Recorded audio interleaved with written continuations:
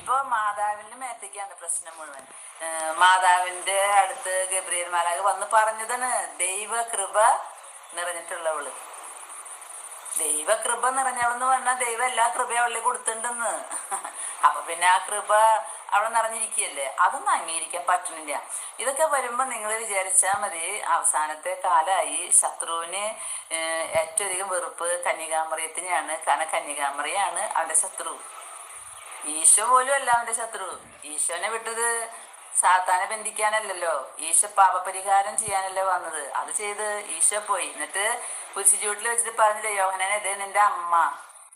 അമ്മ എന്ന് പറഞ്ഞ് ഏൽപ്പിച്ചെടുത്ത പരെല്ലാം കഴിഞ്ഞു. അമ്മ പറയുന്നത് കേട്ടോ, അമ്മേനെ കൊണ്ട് നടന്നു. യോഹന്നാനോട് പറഞ്ഞത് നീ അമ്മേനെ കൊണ്ട് നടന്നു. അപ്പോ യോഹന്നാൻ ആ സുവിശേഷത്തിൽ എഴുതി വെച്ചിട്ടുണ്ട്, അവൻ അമ്മയെ പരിശുദ്ധ കന്യകാമറിയത്തിനെ സ്വന്തം അമ്മയായി ഭവനത്തിൽ സ്വീകരിച്ചു. ഇത് തന്നെയാണ് നമ്മൾ സ്വീകരിക്കേണ്ടത്. ഇതാണ് ഈശോ ഏൽപ്പിച്ചത്. ഇത് തന്നെ അമ്മ, ഞാൻ പോണ്, ഈ കാര്യങ്ങളൊക്കെ അമ്മ ചെയ്യും. അമ്മയ്ക്ക് പിതാവായ ദൈവം എല്ലാ കൃപകളും കൊടുത്തിട്ടുണ്ട്.